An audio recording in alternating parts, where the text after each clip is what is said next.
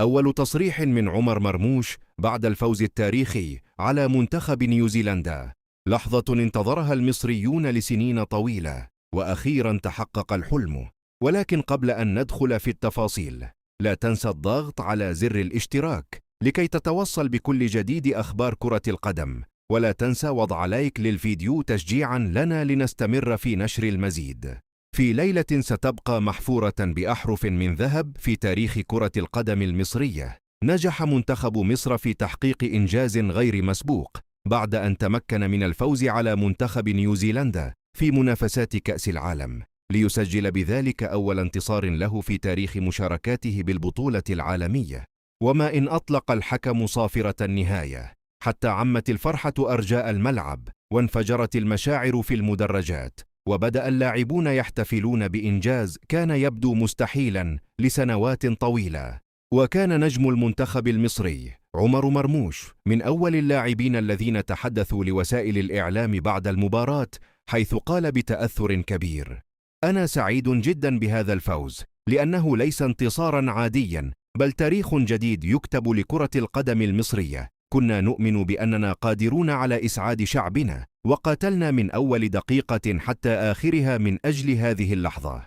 كلمات مرموش أشعلت مواقع التواصل الاجتماعي، وتناقله المشجعون بكل فخر واعتزاز، لأنها عبرت عن مشاعر الملايين من المصريين الذين حلموا طويلا برؤية منتخبهم يحقق فوزا تاريخيا في كأس العالم. ولم يكن عمر مرموش مجرد مشاهد في هذه الليلة التاريخية، بل كان أحد أبرز نجوم المباراة، فقد قدم أداء رائعا وأظهر روحا قتالية كبيرة، وساهم بشكل مباشر في تفوق المنتخب المصري على خصمه. وأضاف مرموش في تصريحه: هذا الفوز هو هدية لكل مصري دعمنا ووقف وراءنا. نحن لم نأتي إلى كأس العالم من أجل المشاركة فقط، بل جئنا لنثبت أن منتخب مصر يستحق أن يكون بين كبار العالم. هذه التصريحات أظهرت الحالة النفسية الرائعة التي يعيشها اللاعبون، وأكدت أن المنتخب المصري يمتلك الطموح والثقة في مواصلة المسيرة وتحقيق المزيد من الإنجازات. في الشوارع المصرية خرجت الجماهير بالآلاف للاحتفال بهذا الإنجاز التاريخي. الأعلام رفعت في كل مكان، والأناشيد الوطنية ترددت بصوت واحد، وبدت مصر كلها وكأنها تعيش عرسا كرويا لن ينسى.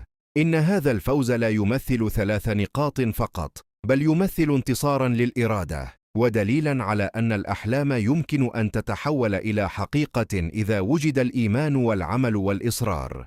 واختتم عمر مرموش تصريحه بقوله: نشكر الجماهير المصرية على دعمها المتواصل، ونعدها بأن نقاتل في كل مباراة قادمة.